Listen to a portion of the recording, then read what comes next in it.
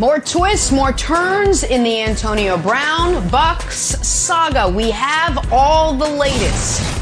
Upset alert is back. Will the Chiefs fall farther and further in the AFC standings on Sunday? I didn't mean to be so dramatic about it, Nick. And speaking of those Chiefs, Joe Burrow lit him up last week. What is this? Should Patriots fans fear a first-round matchup with Burrow and the Bengals? No. Good Friday morning. I'm talking. No. Go ahead. I thought it was Nick. You go ahead, Wilds. What is it? Well, let me hear. Well, happy Friday, everyone.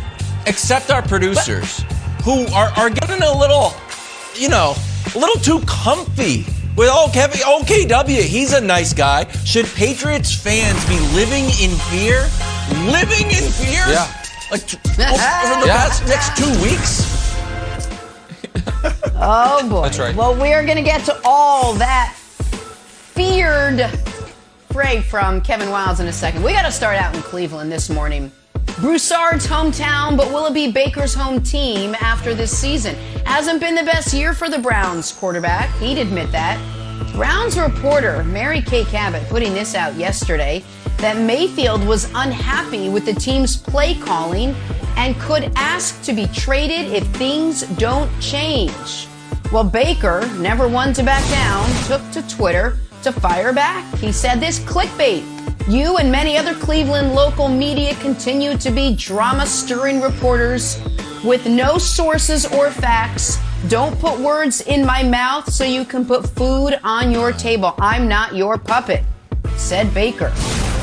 Nick, what do you make of Baker's latest battle with the media? Oh, there's so much here.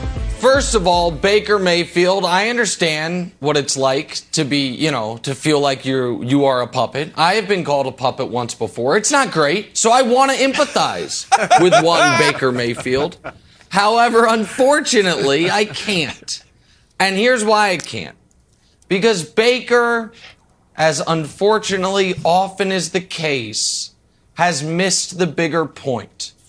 Now, let me go to, established award-winning New York Times credentialed journalist Chris Broussard. Broussard, I don't know this, but my guess is at one point you worked at the Cleveland Plain Dealer because much like you're from 9 different cities, you've worked at 9 different newspapers, and I'm sure you know Mary Kay Cabot. Do we all agree, just quickly, Mary Kay Cabot, is not making something up out of whole cloth? We all agree with that, right? That there's a 0% chance she's making this up. So what is more important for Baker to realize is this. If this story didn't come from him or his circle, it came from the Browns. And that's a problem. Your beef is not with the reporter. If Baker is not the one, unless Baker's doing some ultimate mind games of he feeds the story, then he denies the story, which I don't think he's doing, then he has confirmation that people within the organization are talking to the media in negative terms about him, his relationship with the team, and his future. And that, my friend, is a problem. A much bigger problem than how Mary Kay Cabot does or does not feed her family. That's what he should be focused on. And this is a case study, Broussard, in how to blow equity with an organization with a fan base. And you guys know I like Baker personally, and prior to this year, I've defended him on the field. But it's going to be hard to find a better situation than the one he's in right now. Are there better organizations? Are there better teams? Yeah. But most of them don't need quarterbacks. The only team this summer that's going to be in the market for a quarterback that you could say, I think is a better situation than Cleveland is Pittsburgh. And that's the one spot we know he wouldn't go. Not going to trade him within the division. So, Baker, be careful. You might end up running laps for Joe Judge. You might end up down in Miami with the worst offensive line in football. Like, there are spots where they'd be happy to have you. But are you going to have that running game, that offensive line, that front office? I don't think so.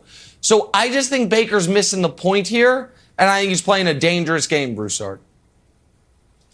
I agree with everything you said. I worked with Mary Kay Cabot. Her credibility is not in question. Okay, she does a great job of covering the Browns, and everybody knows that.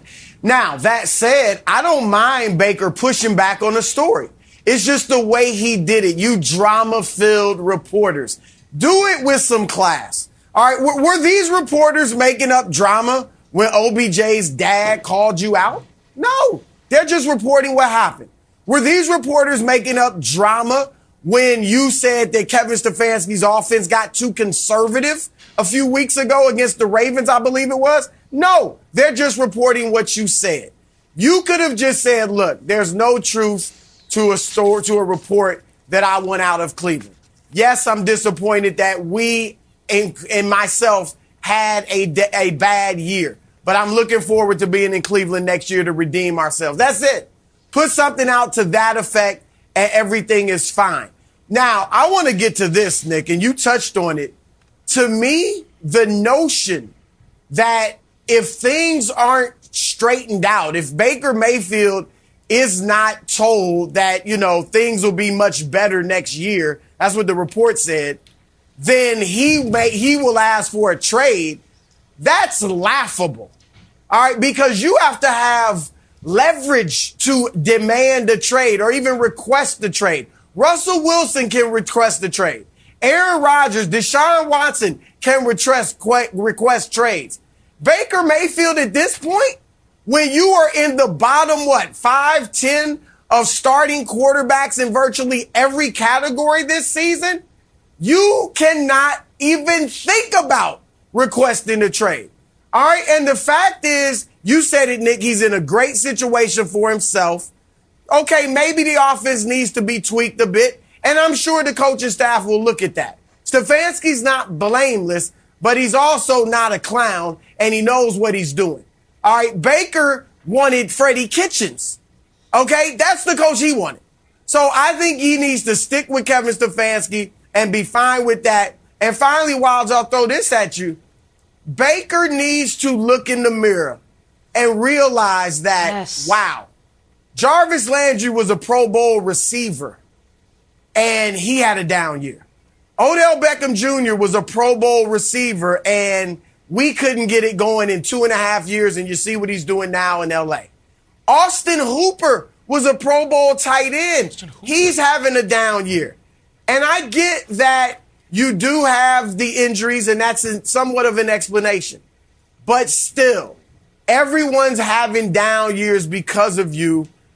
Don't go out there on the trade market, Baker, and get your feelings hurt. Because Nick said a lot of teams would love to have you. I don't know. You need to get it done in Cleveland because I think your value on the market is low, and you'll find that out, and you'll be get your feelings hurt if you go out there.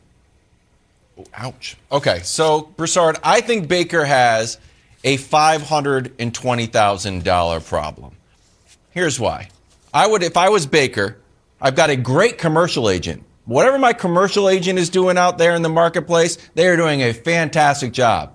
I don't know if he has anyone running PR. So if I'm Baker, I go and hire the best PR firm, and I just, I guesstimated about $10,000 a week, $520,000. And then this is the statement he put out. I know you put out, you kind of came off the dome. I actually wrote something. As Chris Broussard often mentions, we have passionate fans, we have tough fans, and we have a delightful aquarium. My singular goal is to bring a Super Bowl here, and I'll stop at nothing until I accomplish it. That's all he has to do. Nick, I don't think Baker's job is to do anything other than be the quarterback for the Cleveland Browns and do some progressive commercials. Yeah. But when he tries to get into this PR world, he's just straight up is not good at it. He's not good at it. And here's what else my little PR agency will do. They would also diffuse Odell's viral video. He had no good response to that either. So I don't know how much of it is statistics, Baker, not great, but we know he was injured. Or just the image of Baker, the public relations of Baker is far worse because he mishandles it because he tries to do it himself. So here's the thing, though. I agree with you on the PR stuff. However, I'm going to invoke another athlete that has tortured Cleveland, Michael Jordan. And here's what I mean. And just follow me on this. Jordan always created these rivalries, real or imagined, right? He always found ways to be motivated, that he was slighted, and it is part of what fueled him. And those stories are all told in adoring tones because Jordan won so much, because he was so great. That is also how Baker has operated. And it had always worked for him until it didn't.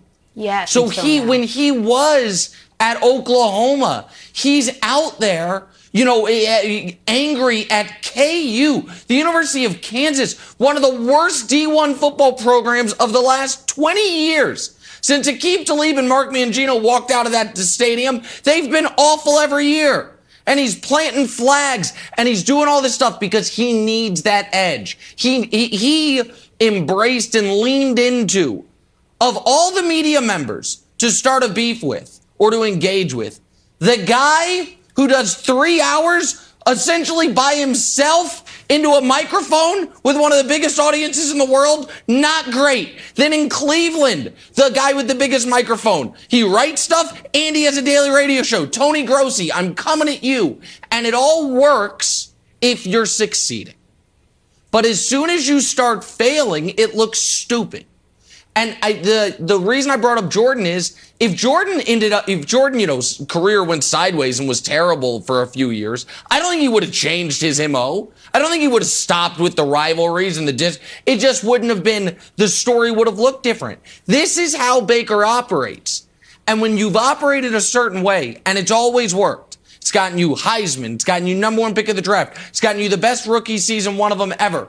You're not going to be able to change midstream even when you need to. And so, Wilds, I understand what you're saying, but I don't think it's realistic. I don't think it's something he's able to do. And right now he's dealing with the negative side of that. All right, well, 1 year left on Baker's rookie deal. If you're counting at home, $18.9 million guaranteed for next season. Let's see how this all plays out. Let's talk some Chiefs. Could Patrick Mahomes and company fall even further down the AFC standings? Will anyone put him on upset alert? Favorite part of the week. It's next. First things first on a snowy Monday morning. Upset alert, Chris Broussard. Which team you putting on upset alert in Week 18? I know. I just came out of nowhere, huh? Arizona. Watch out. You're hosting Seattle. I know. Look, the Cardinals do have something to play for. They want to win that division. And I know they'll be motivated to do so, but they don't control their own destiny. So that can subconsciously take a little bit of oomph out of you, a little bit of your punch away. But then on top of that, they're not good at home. I don't know why, but they're 8-1 on the road and 3-4 at home. And they've lost their last 4 home games, and this game is in Arizona. So there's that. And then Seattle. This could be Russell Wilson's last game, guys, in a Seahawks uniform. You know he wants to go out in style. And while Nick and Wilds have ripped Russell Wilson at every opportunity, all right, I got to let you guys know, Russ is starting. Well, okay, Wilds, maybe not you. Maybe not you. But okay. Nick has gone at him hard. And you co-signed some of Nick's stuff, too. But Russ is cooking now. All right, he's back. All right, he's back from the bad finger. His first 2 games back from surgery clearly came back too early. I give him points for that. But he had 0 touchdowns, 2 picks in his first 2 games back. In his 6 games since then, Nick, last 6 games, 12 touchdowns, only 2 picks. Russ is cooking, and I got a feeling he's going to be cooking in Arizona. Watch out, Cardinals. Yeah, Broussard's still holding out hope that the Seahawks are alive. Broussard, even if they win this week, buddy, there's no scenario. They can't get into the playoffs. And don't say Wild's been hard on Russ. I think he had him as league MVP and the Seahawks going to the Super Bowl against the Tennessee Titans. He did have the Seahawks. Marvelous takes from our buddy Kevin Wild. So here's the deal. 20-0. Oh, okay. By the way, America, Wilds, how not many that bumps happy were this they morning, not going to so lose I'm going to again? try to get him to Chiefs. snap over the next 96 minutes, just so you guys know. Wilds usually in a delightful mood. Wild's dealing with a little things this morning. Hard to get into work, snowy in New York. I'm going to try to get him to snap. I think it'll happen during the Joe Burrow Patriots conversation. But my upset alert is this. Wonderful. Oh, remember those terrible Las Vegas Raiders? Oh my God. Who cares, Nick, that the Chiefs beat the Raiders by 100 points combined? The Raiders stink. Nobody cares about the Raiders. Oh, who's playing in the final NFL game of the season? The Raiders. Oh, who controls their own playoff destiny? The Raiders. So what we have here is a situation where a Raiders team, when they're not playing the Chiefs, who have they beaten? Oh, they've beaten Baltimore. They've beaten Pittsburgh. They've beaten Philly. They've beaten Dallas. They've beaten Indy. What do all those teams have in common? They're either in the playoffs or alive for the playoffs. So the Chargers are an upset alert. I'm very interested to see this part of the game, Wilds. Is Brandon Staley going to have the mettle to stick with his smart, savvy fourth down strategy in a must-win game? Or is he not going to be able to hold his water? That is, I'm curious to see it in the playoffs, and this is essentially a playoff game. So I think the Raiders at home can upset the Chargers and steal a playoff spot. The Chargers and Justin Herbert, AFC Pro Bowl starter over Patrick Mahomes. Joe Burrow didn't even get in. Chargers getting upset by the Raiders. I think that's a fascinating question about fourth down. It feels like he's wedded to that and is not moving, even if it seems like it's the wrong decision. Okay, here we go. I've given all sorts of upset alerts. I've got red alerts. I've got orange alerts. I've got cranberry alerts sometimes. You'll be like, what does that even mean, Wilds? This one is not. This one is like kind of like a greenish yellow alert. It's like a broken stoplight where it's all going crazy. Like, am I supposed to go? Am I supposed to? I'm not sure. It's barely an alert. It barely makes the segment. Bills on upset alert when the New York Jets travel to Buffalo. What are you saying, Wilds? You just don't want the Bills to win? No. Hear me out. The Bills did beat the Jets. Let me make sure I got it right. 45-17. So you would think, that's easy. They're going to roll them again. But, as Broussard likes to say, that's stuck in the Jets' craw. When a team has a comfortable lead on you and they keep throwing the ball deep on you, that leaves a mark. That leaves an impression. Ooh, against any team Jets, if you're the Jets. Got a little bit fired up there. Here's the other thing about the Jets. They've been playing well. I know AB overshadowed the storyline, but they really should have beaten the Bucs. The previous week, they beat Jacksonville. I know, it's Jacksonville. I get it. But they did score 26 points. And against Miami, they scored 24 points. Miami's got a good defense. So look, I had to call Pepper on this. I say, Pepper, you're the Jets fan. I'm going to throw my support behind you. Are you ready for it? He said, yes. Jets pull out a surprise win in Buffalo, Jenna. Upset alert. Wow, that quote could have been about any team. No way. Not against the Bills. No way. Any team, maybe any Broussard, year. you said no if I'm way being 10 honest. times. I'm always right. Hey, we got to talk about the I latest. told you last week. Didn't you call out the Bills last Latest. week? Yes. With Antonio Brown. We are back after this. First things first. Speaking of down, we're going down to Tampa Bay. The Bucs made it official yesterday. That was just a lame transition on my part. The Bucs releasing Antonio Brown 4 days after he took off his pads and walked off the field up in New York. While AB continues to say the outburst was because he was forced to play on an injured ankle, his head coach, former head coach, Bruce Arians, explained it quite differently yesterday. Take a listen to this. At no point in time during that game did he ever ask a trainer or a doctor about his ankle. He never went through, that's the normal protocol. You go through protocols during games. I was never notified of it. So obviously that was the disturbing thing when we were looking for him to go back into the game. All right, we always had, he was very upset at halftime about who was getting targeted. Got that calmed down. Players took care of that. It started again on the sideline.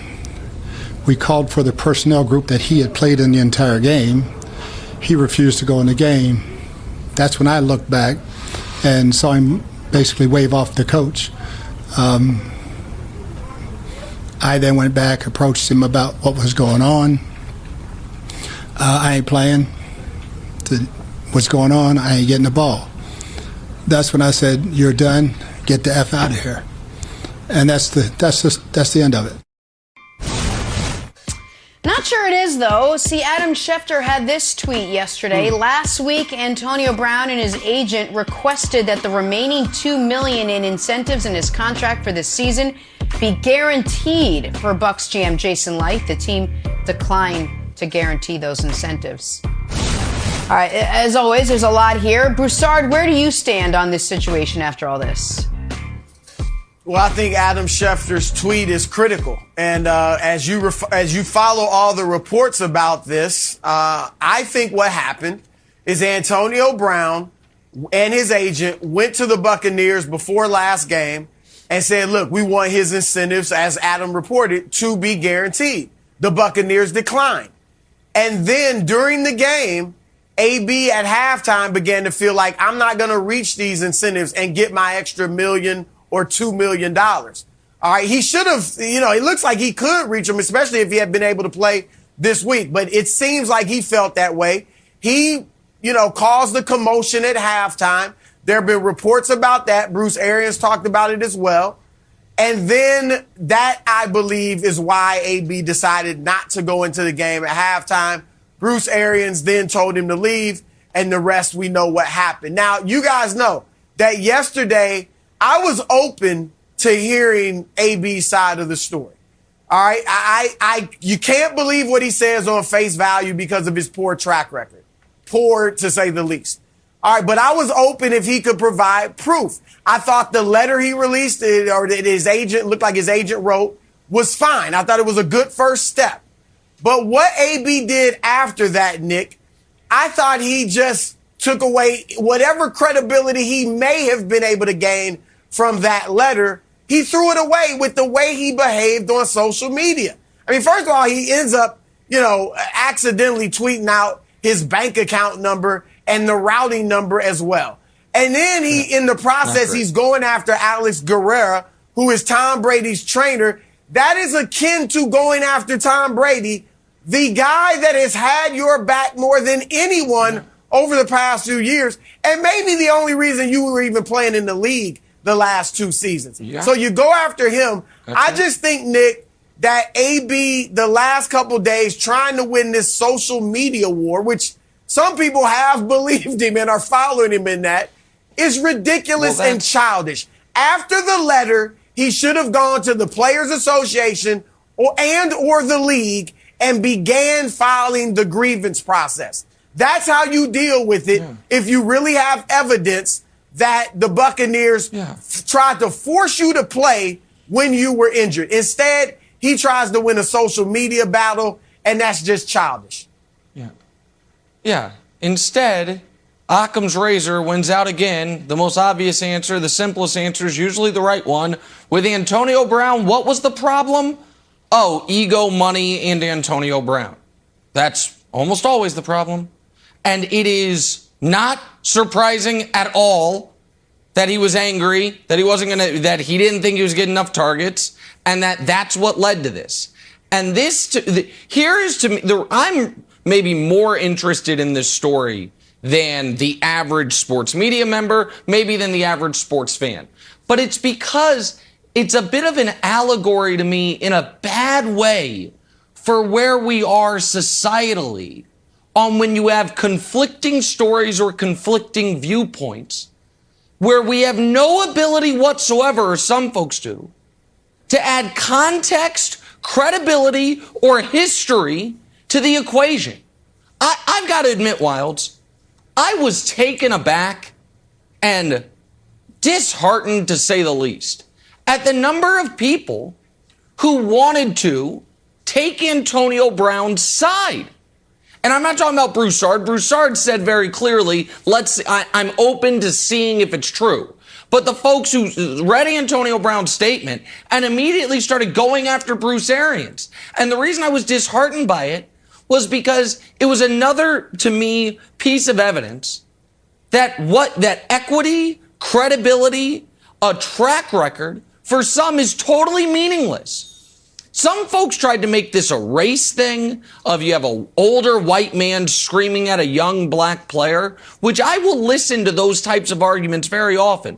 But again, track record and equity matters. There is not a single coach, white coach, in NFL history that has been more inclusive and progressive than Bruce Arians. He has the higher percentage of minorities on his coaching staff than any white coach ever. He has talked about the importance of that, of creating opportunities in a league where there often aren't. And the fact that people wanted to somehow immediately take Antonio Brown's side in this, despite not only his history, but what we saw, is baffling to me and saddening to me. Of course it was about AB's ego. Of course it was about AB's money. Of course it was about AB not getting what he wanted in that exact moment, so he acts like a petulant child. Because Wilds, that's who Antonio Brown has been for the last 5 years. So I'm not surprised by this at all. And I do think on the Schefter report, it's noteworthy that it wasn't per sources. It was per Jason Light. Jason Light said, you can put my name on it, and that's easily checkable. His agent asked us to guarantee the remaining incentives. We said no, and that then led us to this. So let me ask you a question, Nick. First of all, I think what is being said on social media and what I think the overall feeling towards Antonio Brown is still largely that Antonio Brown did the wrong thing, and most people, if you have to pick a side, are not on Antonio Brown's side. The question to you is this. Do you feel like it's because, or you feel that way, that that there is a little bit of momentum towards Antonio Brown is because at one point it was 100% this is wrong, and now, I don't know, Bruce Arians said, get the F out, and Antonio Brown did. Look, there's been plenty of stories of guys refusing to go into games, but do they, are they told to leave? I don't know. The most famous example of that is Scottie Pippen, probably, right? But Phil Jackson didn't say, Phil Jackson didn't do anything. Hey, Tuna Cougar, you're going to sit there? Mm-hmm. Okay, we'll deal with it afterwards. So I do feel as that Bruce Arians has some culpability, that his culpability went from what looked like 0 to more than 0. So is that something that you're weighing in on, I guess? No, I think Bruce Arians was listen, the Bucs are trying to win a Super Bowl. They're fighting for playoff seeding. You already had to deal with this nonsense at halftime that he said the players handled. Now he refuses to take the field. If you're not going to play, then why are you here? And again, I'm going to take Bruce Arians' word for it, Broussard, that AB didn't say, I can't play my ankle, that he said, I'm not getting the ball. And if that's the case, I don't mind, because he cursed? No, I think in football people curse. But I understand what Wilds is saying, Broussard, that the majority is on Bruce Arians' side. He has, more than 50% of the support here. Right. But there has been, to me, a very unfortunate racial component to this, of a lot of black football fans attacking Shannon Sharpe for being a puppet for the man, for implying Bruce Arians had some type of racial animus, and it's just so wildly unfair. And of all the people to decide, I'm gonna die on this hill, the Antonio Brown hill it's just, to me, it has been unconscionable. Well, let me address what Wilds said and then what you said, Nick. Wilds, I do believe, I'm with Nick on this. And I believe, look, there's no evidence that Antonio went to the training staff, right? That's what Aaron said is the protocol, which makes all the sense in the world. That if you're injured, you go to the medical staff and tell them, man, the ankle's killing me. I don't think I can go. And then this would have been avoided in that regard. But if Arians thinks you're capable of playing, and you did play the entire first half, and we've heard no evidence, no complaints about your ankle during the game, and you won't go in. And this goes for basketball. You brought up the basketball. examples. Scottie Pippen, that was 7 seconds left in the game, or if that. It was the last shot of the game. Phil Jackson's not thinking, oh, get out of here. He's just like, all right, let's figure out what we're going to do now. All right, and move on. But I think if I'm a head coach and I tell a player, all right, get in, and he's like, no, look, I need you in the game. No, I'm not playing. I think you're fully within your rights to say, get out. Get out then. Now, if I was Antonio and he told me get out, I would have left too. I wouldn't have left and made a spectacle of myself by stripping down to my waist. But you could have walked off the field to the locker room. He told me get out, I'm getting out, and left it like that.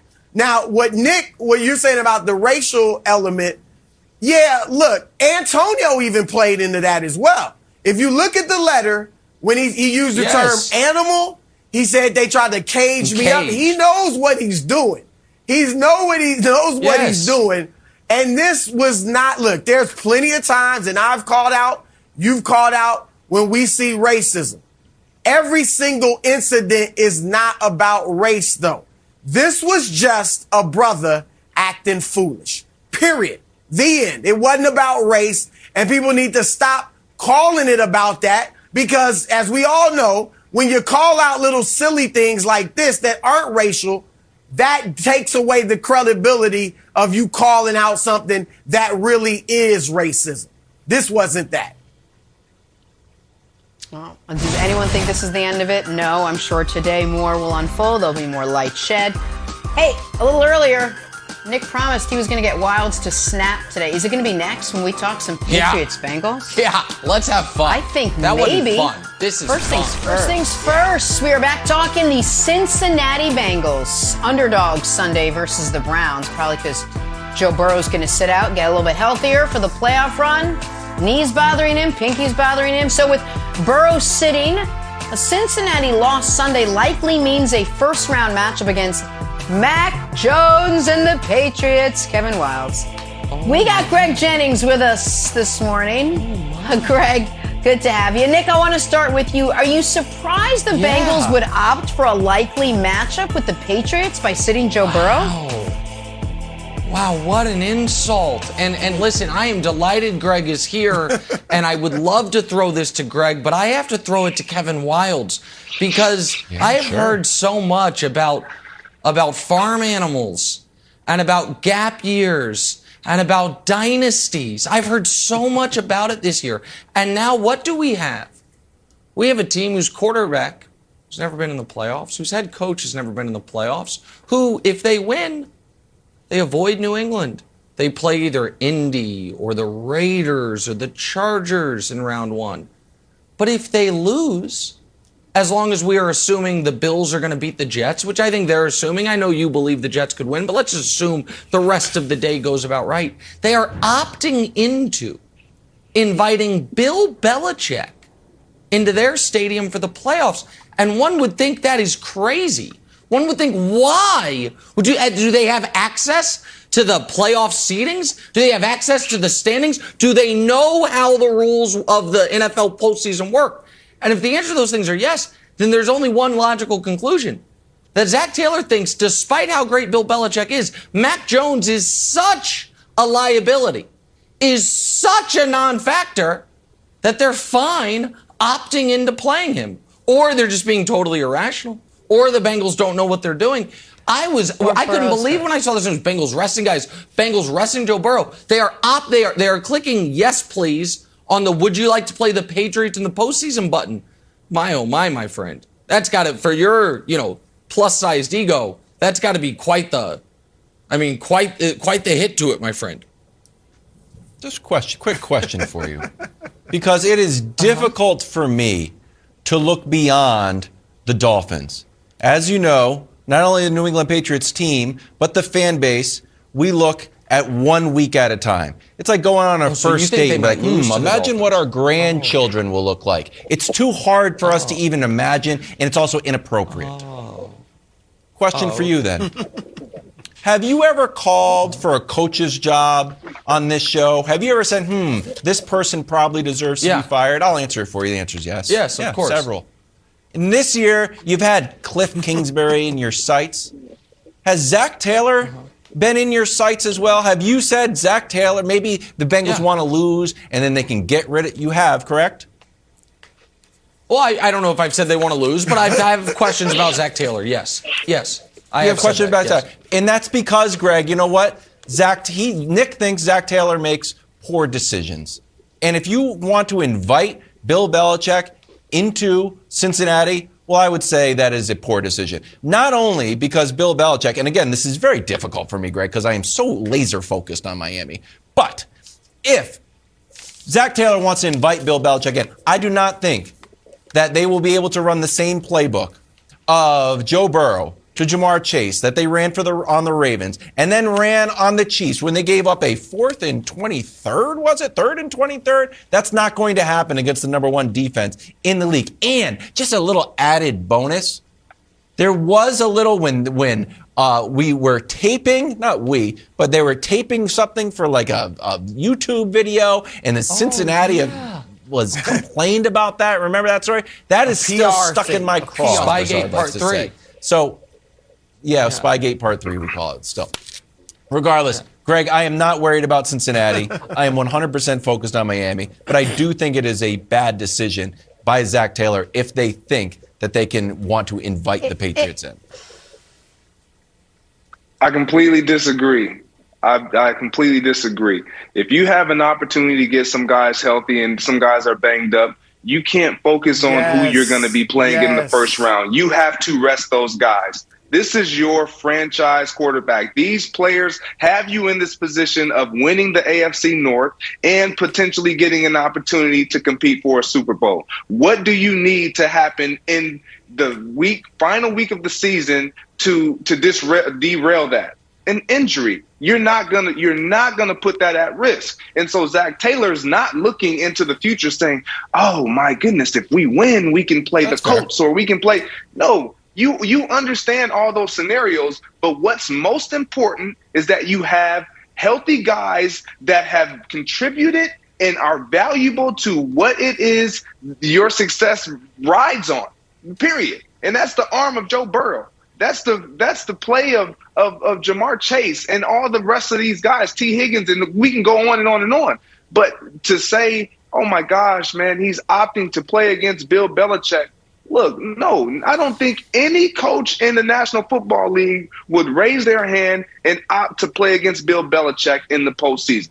I just don't believe that that's the case just because of the respect and the track record that he has. Forget the team and how they're constructed and what they have or don't have or what you feel like they could improve in positions. Bill Belichick is Bill Belichick. That defense is great. They understand that, but they also understand we don't have a chance to beat anybody if my quarterback gets hurt or if he's not as healthy as he can possibly be. So that's what the focus is in Cincinnati with Zach Taylor. Greg, thank you. All right. You just led me into my role. I put this hat on every now and again on this show. The wise elder statesman, but who is separating my bickering co-host. All right. It was cute, guys. It was a nice little back and forth. The banter was great. I chuckled. I giggled. I almost cackled. All right, it was that good. But no, Nick, this is not about Matt Jones being so terrible that the Bengals don't fear him at all and actually want him. And while this is not about, oh, you're calling us out? You already ticked us off a few years ago when we were doing an innocent feature for our in-house production team. That's why and you made it more than it was. All right, no, it's not about either of those things. Did not Joe Burrow limp off the field last weekend at the end of the game? Yes. Did he not? The guy could be Does hurt. he not have a banged up knee? Yes. So if I've already clinched the division crown, I'm getting my quarterback healthy, as Greg said. Yeah. All right, so I'm not playing him, not because I want the Patriots or I don't fear Mac Jones, but because my man is hurt. And here's the thing, Nick. You know this. Their offensive line in Cincinnati is woeful. And Joe Burrow's been sacked more than any quarterback in the league. And that's Cleveland does have a good pass rush. All right? Last time they played, he was sacked 5 times. You think I want to put Joe Burrow in harm's way? Against a state rival? No. That's he'd much all rather it's about, put him Nick. against the Patriots. That's all it's about. Okay, that's fine. And you act So, like Indianapolis or the Chargers is going to be a cakewalk. All right? How about that? A few points of order. First of all, Joe Burrow did slightly limp off the field. Did he go to the trainer room? Well, hold on. Wait. After he limped off the field, what did he do? Well, first he did an on-field interview where he talked about the story of the game, the egregious officiating 3 separate times. But then, toward the and interview, I don't know if we have the video ready. He was in the locker room firing a fake gun, smoking cigars. Was he out there getting treatment? Where's Joey B? Oh, that terrible knee injury he just suffered. No. That didn't happen. That's first point of order. He was partying with his teammates. We all saw it. Again, guys, just don't listen to me. Trust your eyes. Second thing, I did not say Mac Jones was terrible. Those words never came out of my mouth. Now, obviously, he hasn't, for the last few months played as well as, let me just pick a quarterback to be fair. I don't know, Davis Mills. He hasn't played as well as the great thick-necked Davis Mills. Can we show you those numbers, please? So I'm not arguing that he's terrible. He's no Davis Mills. This ready? But, my goodness. I had this ready for weeks, my friend. For weeks, waiting for this moment. Listen, he's no Davis Mills since Halloween. He's no Davis Mills. That's fine. He's fine, though. He's fine. He's just no Davis Mills. However, if the whole thing is about, let's just make sure we get healthy, I'm just curious. Why is Brady playing this weekend? They can't get the 1 seed. They've locked into their division. Oh, wait. Is Brady the 44-year-old Tom Brady? That's why? That's why? Because he needs to get more Cyril Grayson time? Okay, why is Dak playing this weekend then? Okay, why is Dak playing? Oh, because those teams want to avoid being the 4 seed. No. It's because they don't want the 4 seed, because in the NFC, the 5 seed is either the Rams or the Cardinals. So there's real incentive to be the 2 or the 3. In the AFC, on the other hand, the 5 seed is the delicious appetizer of McCorkle. And teams are like, let me eat that up. Cincinnati's like, we'll lose if we need to, just to get it. Now, maybe it's a mistake. Because Belichick is very, very, very, very good, and you think he was taping Cincinnati a couple years ago for no reason? You don't think he has that file ready to go? You don't think there might be some odd things that happened in this game? It's like, wow, Patriots really saw that one coming, and Belichick's like, yep, that was certainly worth a 3rd-round pick. I've been planning for this for years. So, yeah, I don't know that it's a good decision, but it's what's happening. Again, it's what's happening, guys. We have the evidence. Wilds, you okay? Foolish. No comment, Jenna. Yeah, no comment on this. We should go. Okay. Terrible. Okay. I listen. Terrible. I want to make sure. I got your back, buddy. I don't really have your back from far away, but I feel like I do. Back to our top story. Let's move away from this other story. Baker Mayfield battling the media again. Are the trade rumors coming out of Cleveland just clickbait? We'll dive into that one next. First things first. All right, time for stories to start your morning, sponsored by Ram Trucks, built to serve, and we are talking Bengals. Underdog Sunday against the Cleveland Browns, probably because Joe Burrow's going to sit out, get a little bit healthier for that playoff run. So with Burrow resting, a Cincinnati loss Sunday likely means a first-round matchup against Mac Jones and the Patriots. Nick, you surprised the Bengals would perhaps opt for a likely wild-card matchup with the Patriots by sitting Burrow? Well, as has been the case throughout the year, I just like to, I like when actions tell us how people really feel. And we have had many of those instances from the Patriots themselves when it comes to their quarterback. Their actions speak far louder than Kevin Wilde's words. And now we have not only Joe Burrow sitting out, but Joe Burrow at his media availability made it seem like a whole host of Bengals are going to sit out. And Vegas certainly thinks that, as the line is the Browns -6. So I find that so interesting, Wildes, and here's why. Everyone knows Belichick's the best coach in football. The Bengals know that, in theory, the Patriots should be a particularly tough matchup because the Patriots have been preparing for this exact matchup for years. Why else would they covertly videotape the Bengals when the Bengals were awful and then lose draft picks because of it? Because they're trying to build the dossier in case you ever play. That happened, buddy. The draft pick was taken. Again, that's not me. That's the NFL. acting, saying the Patriots were cheating, trying to get an edge on the Bengals. That wasn't for that season, that game. That was long term. So why would the Bengals do this? Are they dummies? Do they not know how the playoffs work?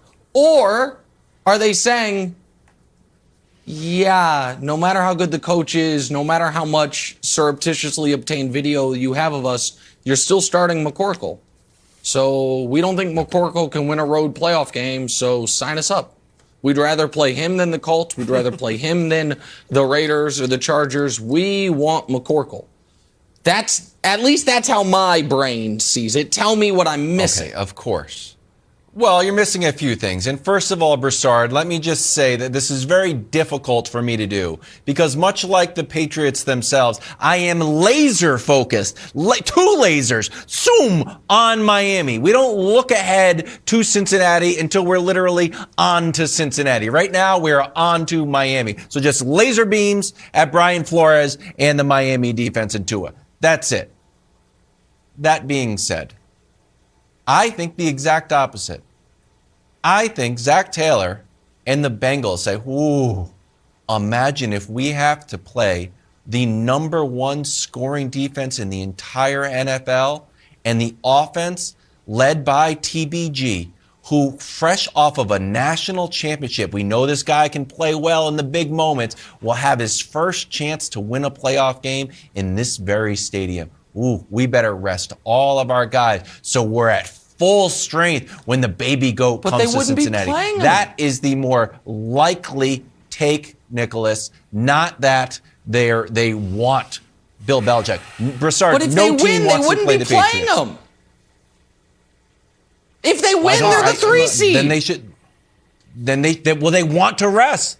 They don't know if they're going to play those guys and they don't win. Then they've got the worst of both worlds. Then you might be injured and you have to play the Patriots. That is a losing proposition. Gotcha.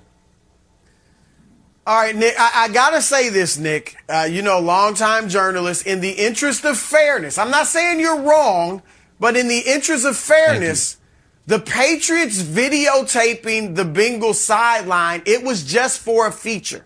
Just for a feature story. Then why'd they lose a draft pick, buddy? Feature story. I'm just saying I'm just telling both sides of the story. I'm just telling both sides of the story, okay? Yeah. An innocent feature. President journalist, Chris But Broussard. here's the simple explanation. The simple explanation that both of you are missing is that Joe Burrow limped off the field last week, and you all saw it. Don't act like you didn't see it. Joe Burrow limped off the field. His knee is banged up. So if I'm the Cincinnati Bengals, I'm saying, if we lose, we might play the Patriots. Good chance we play the Patriots. But I would rather be healthy and play whoever. The Chiefs, the Patriots, the Colts. That's right. Bring them on. I'm willing to play whoever as long as my main man is healthy. So I'm sitting out Joe Burrow for this week, get him an extra week's rest so that knee is good and sturdy when we face, I guess it'll be the Patriots or whoever it is. That is all this is about, Nick. And let me remind you, Joe Burrow's been sacked more than any quarterback in the NFL. I know. 51 times. That's 6 more than the nearest guy. Last time they played the Browns, he got sacked 5 times. All right? Yeah. And the Browns, in-state rival, they'll be looking to spoil something. And so this is a smart move by the Bengals. Problem. It's not anything about wanting Mac Jones. Just stop it. There's multi-level problems here. First one is that Mac Jones, that Burrow is not the only one who's going to be sitting. Burrow at least implied that there's going to be a whole host of guys sitting who didn't limp off the field and then, dance and celebrate in the locker room on that horribly injured knee when he's smoking cigars and firing pretend guns in the locker room. He looked really injured. That's first of all. Second of all, let's just say for the sake of argument, and I understand it's impossible to conceptualize this, but that the Chiefs were a wild card team and not the division winner 6 years in a row. If the Chiefs are the 5 seed, you think anybody is doing anything possible that allows them to fall into that matchup? Of course not. So why would you do it? when the Patriots have when the Patriots have Bill Belichick, when the Patriots have the experience. Well, is it maybe because, well, the Patriots quarterback, listen, Wilds, I'm not saying the quarterback's been awful. I'm just saying he's been no Davis Mills. I'm saying when we're ranking rookie quarterbacks, we've got to say Davis Mills is head and neck, and then some more neck and a little more neck and shoulders above the rest of the field. That's a long neck. Oh, I'm sorry. Rookie quarterback this. Comparison as starter since Halloween. One guy is better. But listen, it's not fair to ask McCorkle to be as good as Mac Jones. Can we just show how have quarterbacks done against teams that are still alive for the playoffs? 10 giveaways and a less than 80 passer rating. McCorkle, Heineke stinks. Darnold's on his way out. Justin Fields, So maybe, Wilds, maybe the Bengals have been taping the Patriots too. And by taping the Patriots, I mean watching the games. And they're like, we're not afraid. Okay. Like, we're not afraid. Sign us up. We're more worried about Carson Wentz. Maybe, Jenna, or maybe they don't know what they're doing. I'm fully What is it, supportive Kevin? of believing in yourself and looking in the mirror and saying, like, I am awesome, I can do it. I think that is very valuable. I don't think it extends to sports, where Nick Wright wants to talk the baby goat and say that he's bad and that he wants to play baby. It doesn't work in sports. It works for yourself. It doesn't work in sports. Happy Friday. We got to go. Undisputed starts right now. See you tomorrow.